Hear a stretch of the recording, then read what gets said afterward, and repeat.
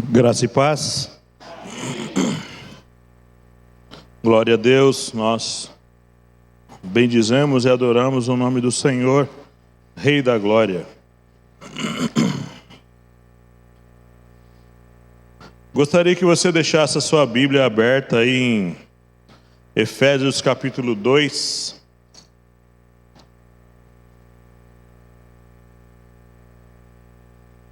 Semana passada eu comecei um tema falando sobre três aspectos sobre a excelência de Cristo. E eu já falei sobre a questão dele ser um rei exaltado pelo Pai e humilde também. Hoje eu quero falar sobre o Cristo restaurador da aliança e relacionamento com Deus. Vamos entender algumas coisas da nossa situação, da nossa condição e agora como estamos como crentes. Alguns crentes não entendem ainda a sua situação como crentes.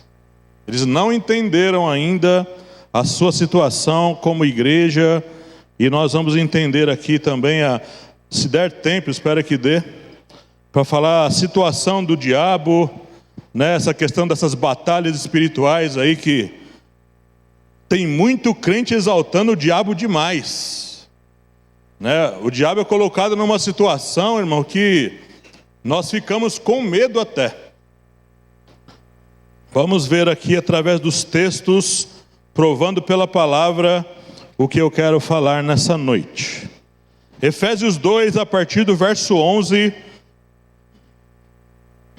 diz assim: portanto, lembrai-vos de que vós, noutro tempo, éreis gentios. Verso 12: que naquele tempo estáveis sem Cristo, separado da comunidade de Israel, estranhos aos concertos da promessa, não tendo esperança e sem Deus no mundo. Mas agora em Cristo Jesus, vós que estáveis longe, já pelo sangue de Cristo chegastes perto. Muito bem, eu quero orar nesse momento. Pai, eu quero pedir ao Senhor graça para ministrar essa palavra. Eu quero pedir ao Senhor sabedoria para ministrar essa palavra, Senhor. Me dê unção, poder, revelação da palavra, Senhor, para ministrar. Eu lhe suplico, Senhor. Eu rogo ao Senhor, toque no coração de cada pessoa aqui, para que entenda o que o Senhor quer falar. Se revele a cada um deles, Senhor, com a sua verdade, porque a tua palavra nos diz que conhecereis a verdade, e a verdade vos libertará. Eu lhe peço, Senhor, nessa noite, em nome de Jesus. Amém. Eu não sei se os irmãos entendem isso, mas com a vinda de Cristo aqui, muitas coisas foram sendo conquistadas.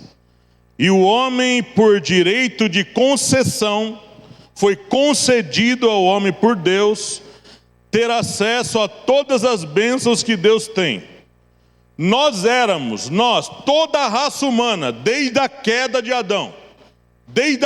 Adão para frente, o que aconteceu? Nós éramos, segundo esse texto aqui, Paulo fala, lembre que vocês eram gentios. O que é um gentio? Gentio é todo aquele povo que não faz parte da comunidade judaica de Israel. Todos são gentios. Deus falou inicialmente com eles, e nós então entramos, ficamos a ver navios, nós não entendíamos nada sobre essas coisas.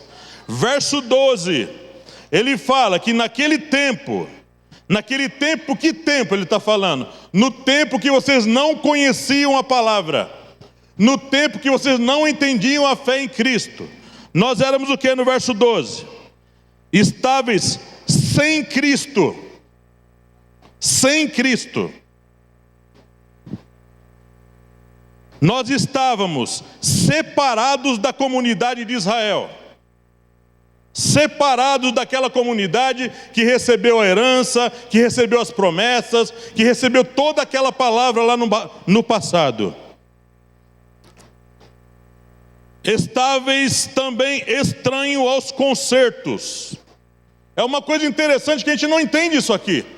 A gente lê um texto desse, que concerto? Que concerto ele fala no plural, estranho aos concertos. Eu anotei, fui atrás. Concerto com Adão. Primeiro concerto que Deus faz. Concerto é o mesmo que aliança, pacto. Deus foi trabalhando nas gerações, através de pactos. Não esse pacto aí que muitas vezes está fazendo com certa pessoa, mas um pacto com ele. Tinha o pacto primeiro lá feito com Adão. Veio também um concerto com Noé. Lembra o concerto que ele faz com Noé? Outro concerto com Abraão. Deus fez um concerto com ele também. Depois Deus fez um concerto com Isaac. Depois Deus fez um concerto com Jacó. Depois com os israelitas. Depois Deus renovou o concerto lá na planície de Moabe. E finalmente Deus fez um concerto eterno, inquebrantável, insubstituível, através agora do seu Filho. É nesse pacto agora que Deus depositou todas as suas promessas, todas as suas heranças. Nós éramos estranhos a todos esses concertos.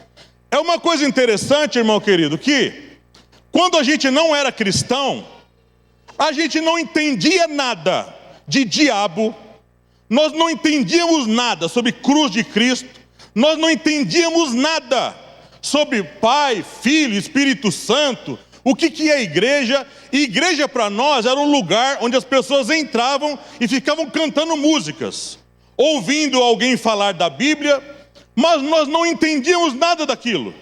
Nós vivíamos a nossa vida. Nós estávamos estranhos, vivendo como uma pessoa que Deus estava com a gente. A nossa vida vivia nesse todo mundo faz igual. É aquele negócio de a nossa condição. Nossa vida se baseava em atividades, sonhos humanos, viagem para a praia, viagem não sei para onde. Nossa vida estava baseada em conquistas pessoais, estudar, fazer faculdade, trabalhar. Deus para nós era aquele negócio: Deus te abençoe, vai com Deus, que Deus te acompanhe. A gente não tinha nada, a gente achava, pensava que iríamos morrer, tínhamos que ser boas pessoas, e Deus tinha um lugar bom para a gente. Que Deus o tenha um bom lugar. A gente ia numa missa, a gente ia num enterro, ouvia alguém falando, mas tudo era estranho para nós. Eu, irmãos, até os 25 anos de idade, nunca li uma Bíblia. Nunca. Li um versículo. Quando eu comecei a ler a Bíblia pela primeira vez, que eu cheguei naquela parte que Deus mandou Saul matar tudo. Mata as crianças de colo, os bichos, mata a Gag, mata todo mundo. Quando eu li aquilo pela primeira vez, como novo na fé, eu fiquei escandalizado com a Bíblia. Falei, meu Deus, como que isso é possível? Deus mandar matar a criança de colo. Por que Deus estava mandando fazer aquilo? Então nós éramos completamente estranhos. Nós achávamos que nós íamos ser recebidos no céu. A gente era boa pessoa, trabalhava, cumpria os nossos compromissos, e Deus tinha que receber a gente no céu. A gente não entendia nada disso aqui, ó. Esse livro está oculto, escondido na casa de muita gente que não lê ele. E o diabo procura manter as pessoas afastadas do entendimento desse livro. Como Paulo fala aqui, vocês eram estranhos aos concertos da promessa, não tendo esperança. Paulo fala que todo mundo que vive assim não tem esperança, não sabe para onde vai, não sabe por que está aqui. E olha a declaração que ele faz: sem Deus no mundo, sem Deus no mundo, vivendo como espíritos que andam em cima de um corpo morto. Assim todo mundo andava, inclusive eu. Que naquele tempo estáveis, sem Cristo, separados, sem Deus no mundo, mas agora em Cristo. Essa expressão aparece muitas vezes no Novo Testamento. Em Cristo, todas as bênçãos em Cristo, as promessas em Cristo.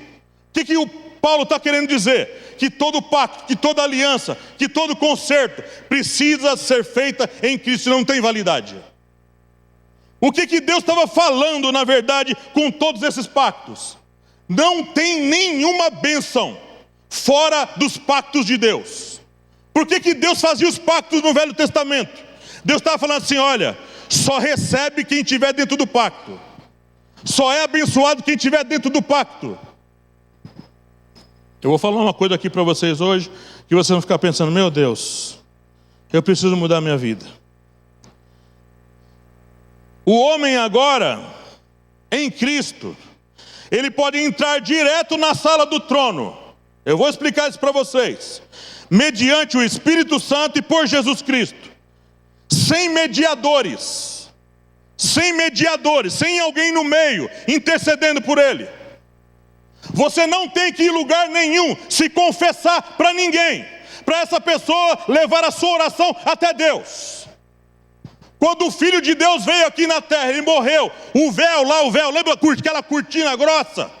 Ela se separou, aquilo lá tampava o homem do Santo dos Santos, onde estava a Arca do Concerto, que representava a presença de Deus.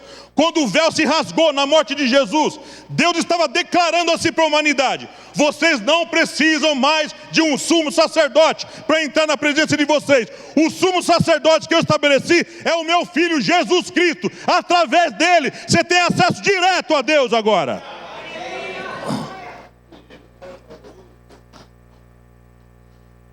Jesus veio aqui trazer uma religião nova? Não. Jesus não veio trazer religião para ninguém. Jesus veio restaurar algumas coisas aqui. O relacionamento com o Pai.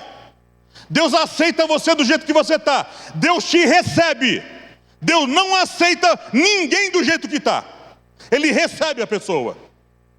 Vou chegar nesse ponto. Não mais através de rituais, símbolos, roupas. Não mais através de toda aquela coisa que tinha no Velho Testamento. Todas aquelas práticas. Sacrificar bicho, oferecer sangue, oferecer água, oferecer oferta, oferecer um monte de coisa. Não era mais daquela forma. É algo agora oculto. Dentro de cada homem. No Velho Testamento tinha um templo. Um templo. Onde as pessoas iam. Primeiro um tabernáculo, depois foi um templo. Que Deus mandou lá, o homem se propôs a fazer. Salomão fez o primeiro templo e fez todo aquele aparato, a arca lá no Santo dos Santos, o lugar de oferecer os sacrifícios. Tudo era feito olhando para aquela cidade, tudo era feito daquele formato que Deus instituiu.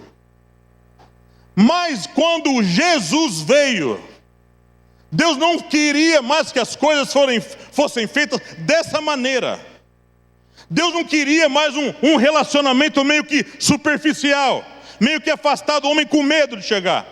Deus queria um relacionamento agora de perto, dentro, junto com o outro.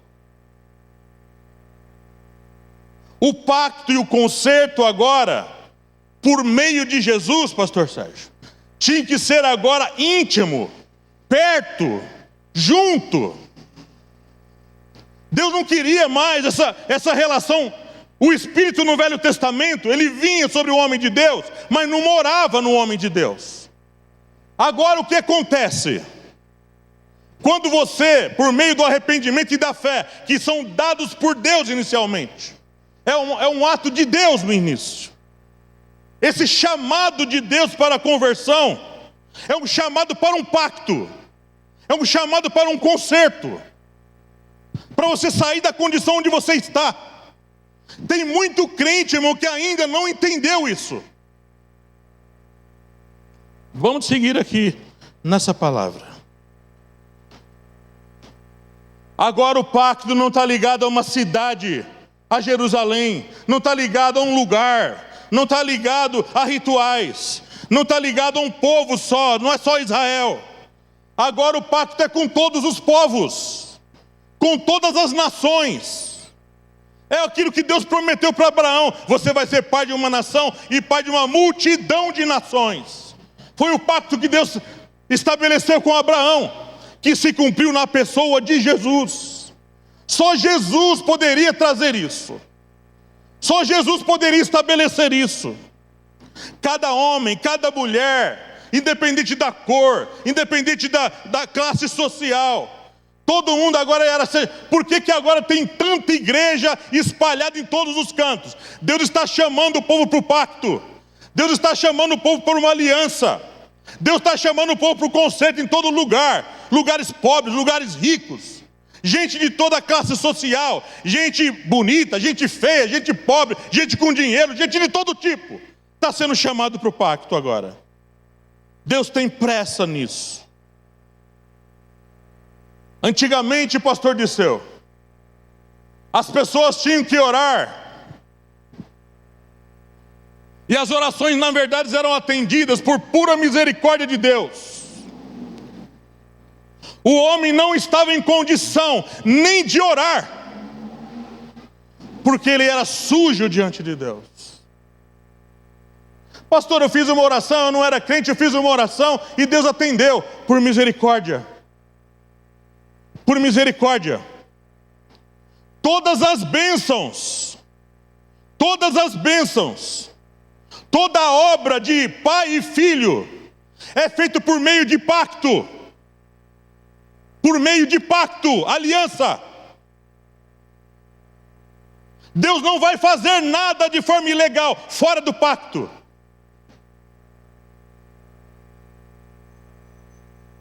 O tratamento que Deus dá agora para aquele que entra no pacto é tratamento de filho agora. Mas como que era antes? Servos, não filhos ainda. A filiação tinha que ver por meio de Jesus. A aliança, o relacionamento, os direitos de ser súdito, de ser alguém no reino, tinha que ser através de pacto. Tinha que ser através de aliança. Você veja aqui que ele fala no texto que a gente leu: mas agora em Cristo, vocês que estavam longe, vocês que não tinham herança, vocês que não tinham promessa, por meio de Jesus vocês chegaram perto. Vocês chegaram através de Jesus. E quando é que a gente entra nessa aliança? Não tem outro meio. Se você ver o que Deus está fazendo, é tudo um ato legal. Deus manda uma mensagem legal. O Filho conquista tudo. Jesus vem aqui, o dono de tudo, conquista tudo, de forma legal. Ele entra na nossa humanidade de maneira legal, nascendo através de uma mulher. Ele vive a nossa vida, cumpre todos os requisitos lá da lei de Moisés.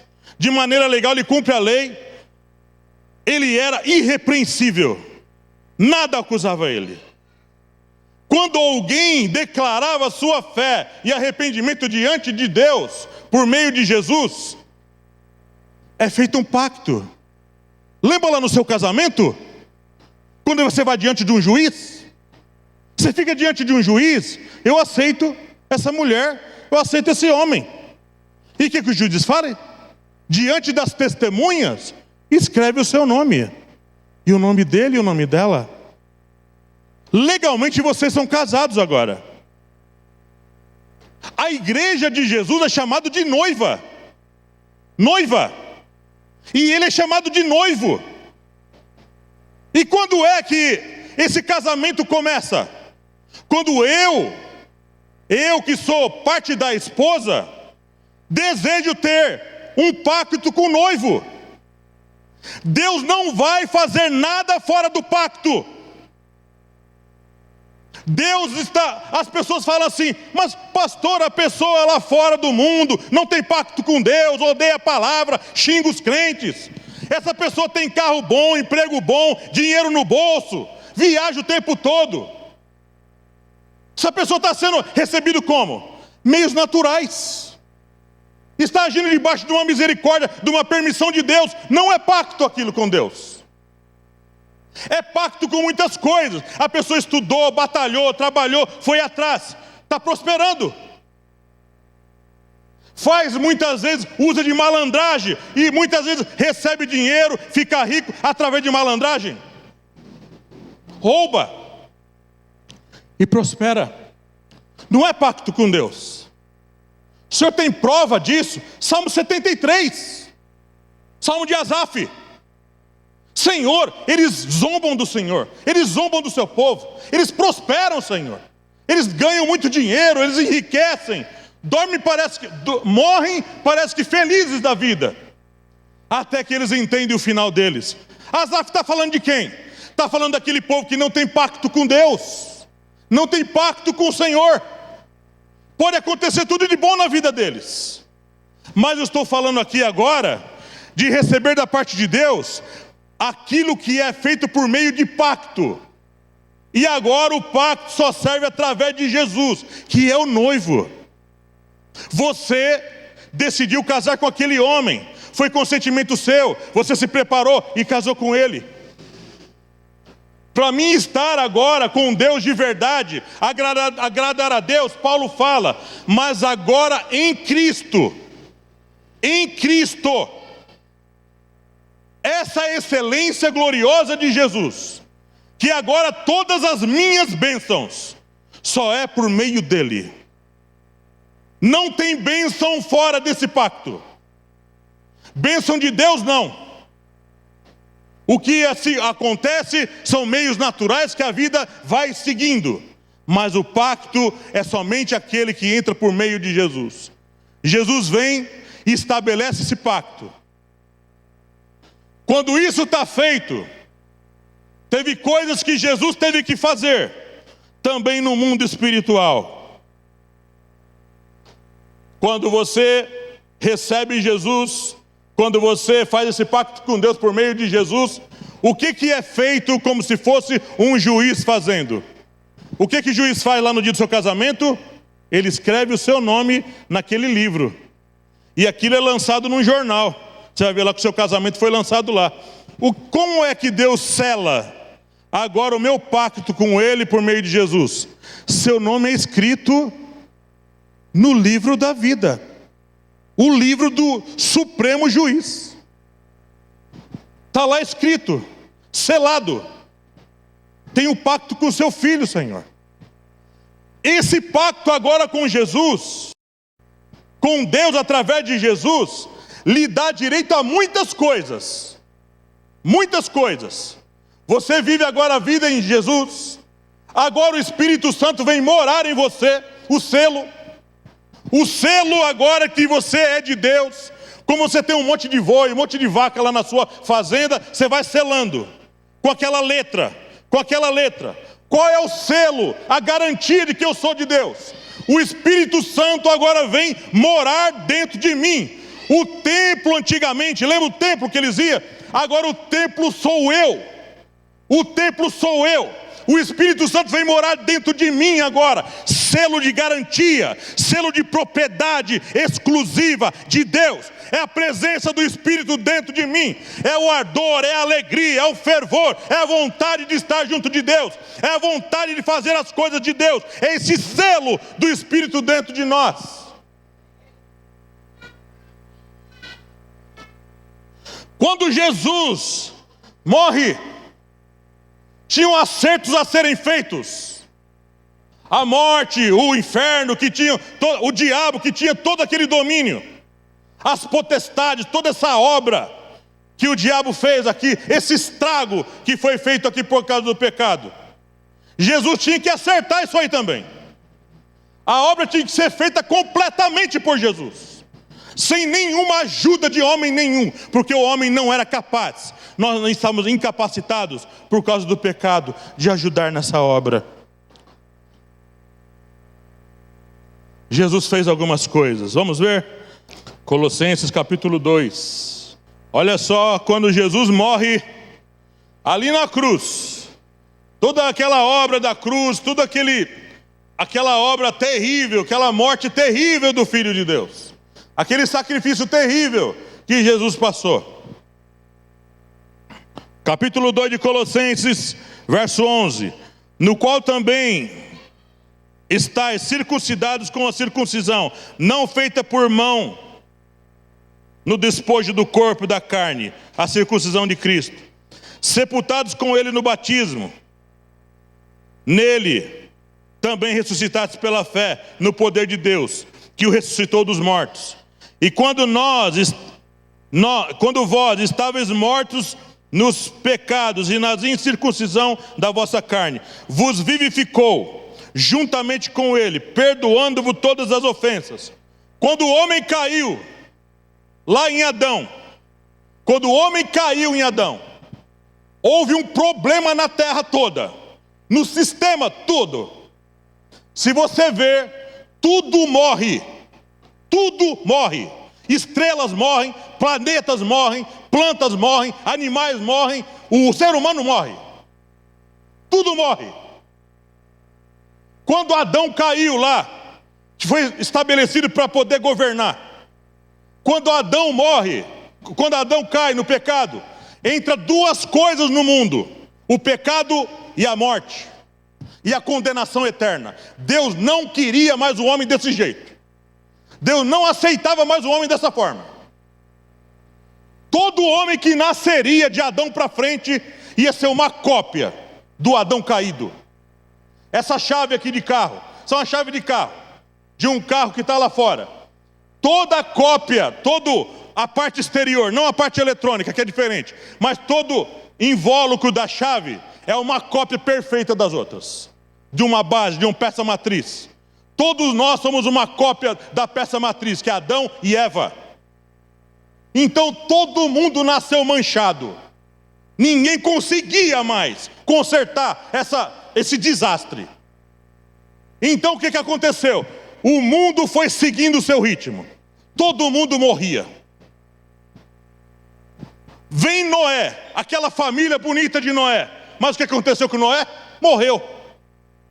Vem lá todo aquele povo, os reis, Davi, todos aqueles reis, Salomão, vem Isaac, vem Jacó, todos aqueles homens piedosos. José do Egito, um homem piedoso. Mas o que aconteceu com José? Morreu. Vem os apóstolos do Novo Testamento, homens piedosos, cheios do fervor do Espírito Santo. O que aconteceu com eles? Morreram. Ninguém conseguia resolver esse problema. Havia uma condenação legal, um álibi na mão do diabo.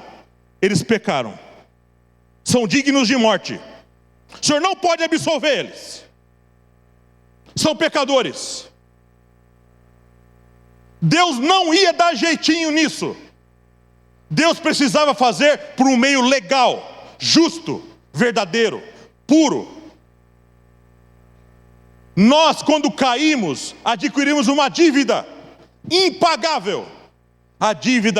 Essa dívida era para com Deus. Vocês são pecadores, vocês não conseguem pagar. Vocês não podem pagar. Ninguém pode pagar aqui. Todos os homens justos da terra não podiam pagar. Todo mundo morria, todo mundo era pecador. Deus não queria pacto com gente assim. Tinha que haver meios. O que Deus faz no Velho Testamento? Olha os bichinhos para morrer lá. O fulano pecou, ele vai ter que morrer, Deus. Manda o bichinho, degola o bicho. Sangue, esparge o sangue lá. E aquele bichinho pagava no lugar do pecador. Deus estava apontando com aqueles bichinhos, estava apontando para o futuro. Quando Jesus aparece na plenitude dos tempos, João fala assim: eis o Cordeiro.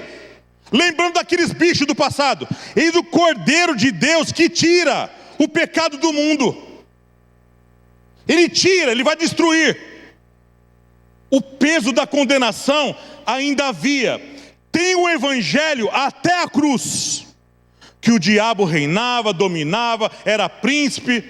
Quando Jesus está no Getsemane, Jesus fala assim: eis que está vindo aí o príncipe desse mundo, e não tem nada de mim, eu não devo nada para ele. Até a cruz era assim. Mas quando Jesus morre, Deus estava coroando o príncipe da salvação na cruz. A cruz não é símbolo de derrota para o cristão.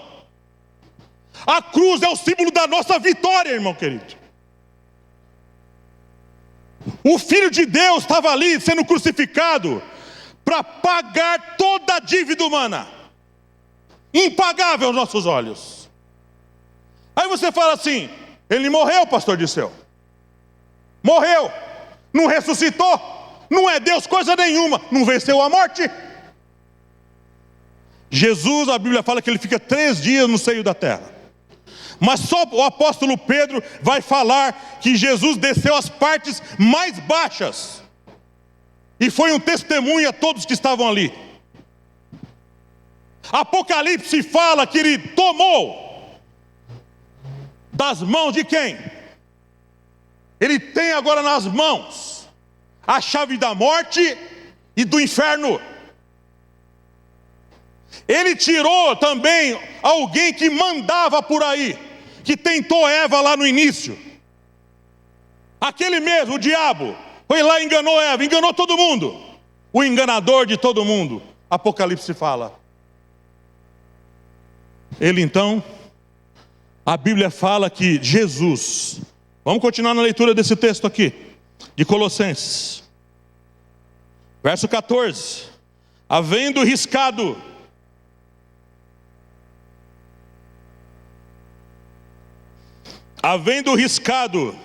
a cédula que era contra nós, nas suas ordenanças. Ele está falando de quê aqui?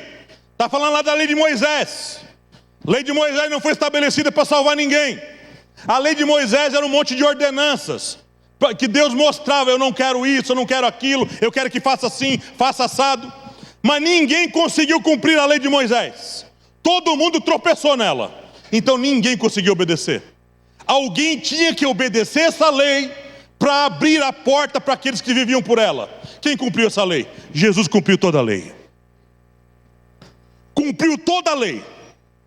E já que não precisa mais viver por essa lei, o que fez? Ele cumpriu e aboliu.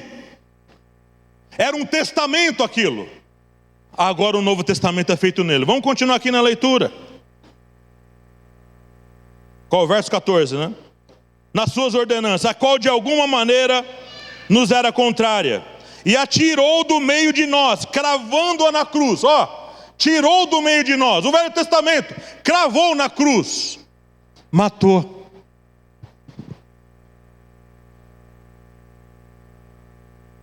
E olha só aqui, esse é um texto, irmão, aqui, esse próximo versículo, os crentes deveriam de conhecer esse versículo.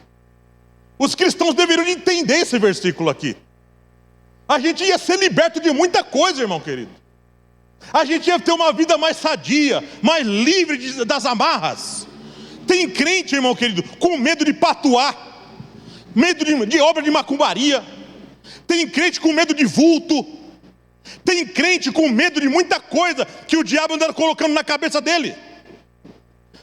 Nós agora, tem muita gente pregando esse negócio de batalha espiritual, dá tanto poder para o diabo, que parece que Jesus não fez nada. Parece que Jesus não cumpriu essa obra. Olha só o que ele fez. Ele usa uma palavra que não é comum no nosso vocabulário: despojando. O que é essa palavra, pastor? Despojo de guerra. Quando um exército ia numa batalha e entrava numa cidade e dominava aquela cidade, tudo da cidade eles levavam. Quer ouro, quer roupa, quer utensílios, quer um monte de coisa. Até os escravos eram levados como despojo de guerra. Significa dizer o seguinte: era de vocês, agora é meu. Nós conquistamos isso aqui, agora é nosso, pertence a nós. Olha só o que Jesus fez. Quem é que estava preso e escravizado debaixo do pecado e debaixo da acusação do diabo? Quem é que estava? Toda a humanidade. toda a raça de Adão, eu e você, todo mundo. Olha o que Jesus fez na morte dele, despojando os principados. Principados aqui são hierarquias demoníacas, hierarquias de demônios que foram estabelecidas. Quando o diabo caiu na eternidade, os anjos eram divididos em classes: anjos, querubins, serafins. Haviam ordens angelicais, principados, potestades. Quando o diabo seduziu a terça parte dos anjos, ele fez com que caísse também principados, potestades. Agora o diabo, o que ele tem? Ele tinha, era um reino organizado para o mal, para fazer o mal. Mas Jesus tinha que fazer alguma coisa por isso. E olha o que ele fez: despojando os principados, potestades, os expôs. Os expôs. Os expôs para quem? Os expôs espiritualmente. Jesus pegou esses aí, tomou tudo que era dele. O império da morte tirou dele. Destronou o diabo. Destronou todos os demônios, destronou todo mundo. Jesus triunfou, olha o que ele continua falando aqui. Os expôs publicamente e deles triunfou em si mesmo. A morte de Jesus era um triunfo, irmãos queridos. Era o maior triunfo que Deus tinha, mas essa obra precisava ser feita por Ele. Jesus enfrentou tudo isso como um homem, como Adão lá. Morreu, venceu o pecado no corpo. Ele não pecou, não tinha acusação contra ele. E aí vem a grande sacada dessa história de Deus. A Bíblia fala que o salário do pecado é a morte. Jesus não podia ficar morto. Jesus não podia ficar morto. Aliás, não podiam matar Jesus. Ele teve que se entregar. Ele teve que se entregar. Porque senão Jesus estaria preso na cruz até hoje. Ele não pode morrer, ele não pecou, pastor Disseu. Ele não pecou, Oswaldo. Não tinha acusação contra ele. O diabo não podia acusar. Os homens não podiam acusar. E quando ele desce as partes mais baixas, imagine a cena, irmão querido.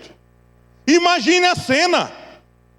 O Filho de Deus andando lá nas partes mais baixas, aquele monte de alma condenada lá embaixo, vendo o Filho de Deus andando por lá. O que ele passava pela cabeça desse povo? Aquele Messias que eles tanto falavam que ele viria. Ele veio de verdade, um testemunho vivo para todo mundo que estava morto. Ele não desceu lá para resgatar eles, estavam condenados. E então o que acontece? Ele não podia ficar morto, Genivaldo. Não podia ficar morto. Deus então, pela sua glória, Deus dá o maior testemunho da obra que Ele está fazendo, Ele fez. E isso Ele faz simbolicamente na vida dos crentes hoje. Quando você faz pacto com Deus, por meio de Jesus, além de todas essas bênçãos que você recebe a nova vida por meio de Jesus. Você espiritualmente, você renasce. É a nova vida, a nova criatura agora em Cristo. Você renasce por essa obra. Jesus, como que Ele faz? Ao terceiro dia, pela glória do Pai, Jesus toma a vida de novo. Ele ressuscita dos mortos. Agora a vida, Ele venceu todos os desafios. O corpo dele agora era um corpo pronto para aquilo que Deus vai fazer na nossa vida. Tudo foi feito primeiro em Jesus. O Espírito Santo vir morar nele, ele ser ressuscitado, tudo foi feito nele, para que em tudo ele tenha a preeminência. Jesus é o primeiro e o último. Jesus é a palavra fiel. Jesus é a testemunha fiel. Jesus é o verdadeiro, o único, o Senhor de toda a glória. Maria não pode fazer isso. Buda não pode fazer isso. Toda a raça humana caiu em Adão. O único que veio aqui como homem, venceu o pecado, venceu a morte, venceu a lei, ressuscitou o terceiro dia, se chama Jesus Cristo, Filho de Deus.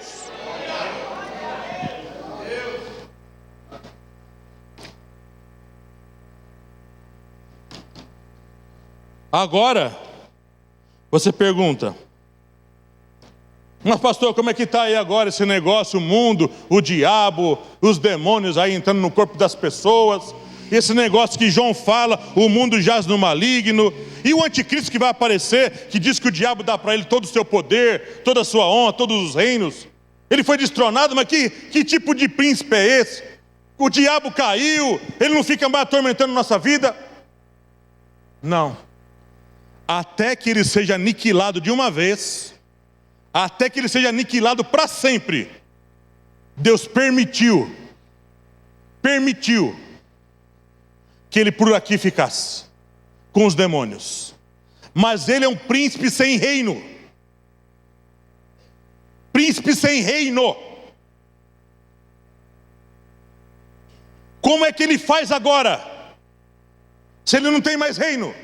Se foi destronado por Jesus, ele, os principados, as potestades, toda a corja dele. Romanos 6,16.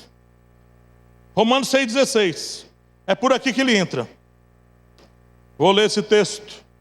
Romanos capítulo 6, versículo 16. Olha só o que Paulo fala. Está lá. Não sabeis vós que a quem vos apresentardes por servos para lhe obedecer, sois servos daquele quem obedeceis, ou do pecado para a morte, ou da obediência para a justiça? O que acontece agora, irmãos? Lembra que a palavra diz que os dons são dados sem arrependimento? Aquele poder que o diabo recebeu lá na glória, não perdeu não. Não perdeu. A capacidade musical, a capacidade de influência, a capacidade de seduzir, a capacidade de falar na mente das pessoas, a capacidade de enganar, não perdeu. Está por aí. Mas é um príncipe sem reino, que domina como? Através do engano.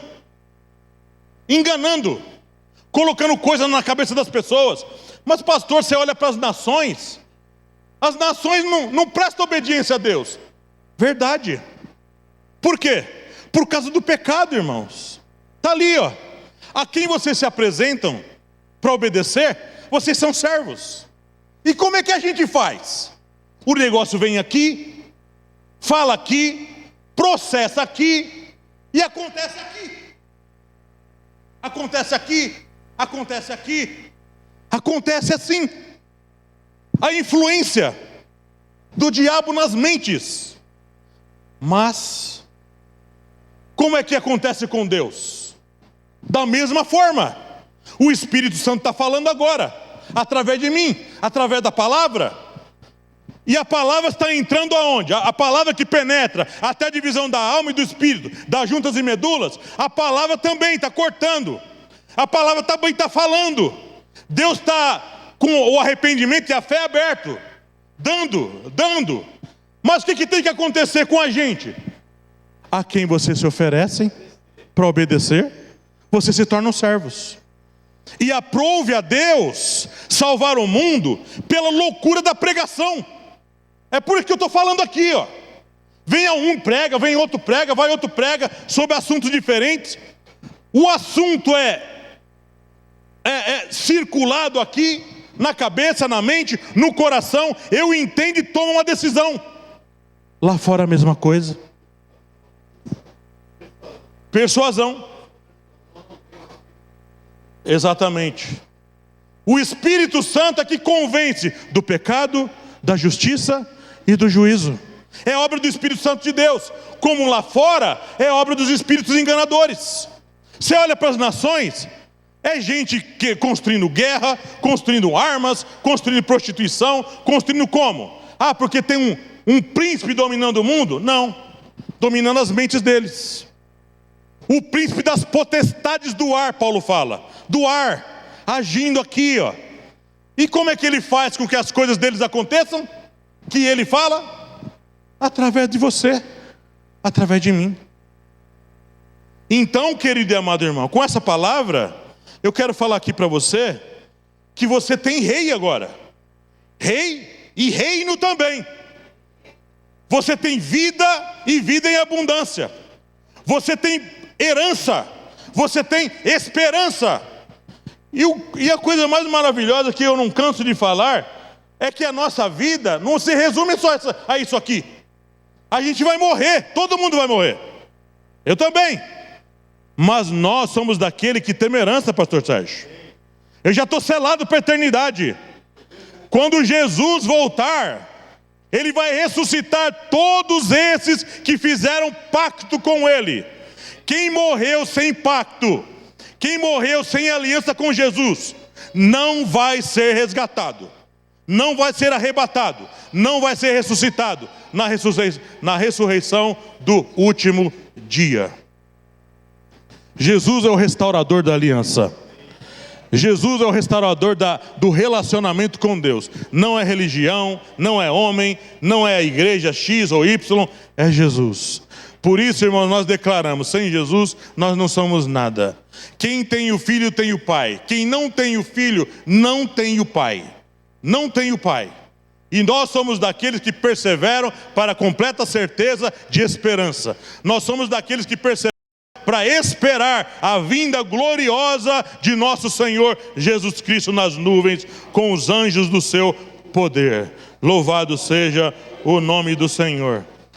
Levante-se, irmão. Vamos ficar em pé e vamos levantar as nossas mãos e agradecer aquele que nos resgatou de uma tão grande condenação e nos deu uma tão grande salvação.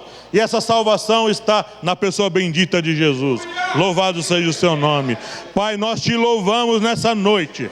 Nós te louvamos pela esperança que nós temos. A nossa esperança é viva, Senhor. A nossa esperança é certa, é concreta, é fiel, porque é dada na pessoa bendita daquele que morreu e ressuscitou para a glória do Senhor. Aquele que é o nosso Salvador, o nosso Senhor. E nele nós temos esperança. Nele nós podemos descansar. Ainda que o nosso corpo, meu Deus, vá muitas vezes com enfermidade, ou não temos tanto dinheiro, somos pobres, mas nós somos ricos. Nós temos o Senhor na nossa vida. Jesus é a tudo aquilo que a gente precisa. Nós somos salvos, nós somos abençoados, nós somos guardados pelo precioso nome do Senhor Jesus Cristo. A Ele a honra, a Ele a glória, a Ele o louvor, a Ele a exaltação, hoje e para sempre, em nome de Jesus, o Rei da glória. Amém. Glória a Deus.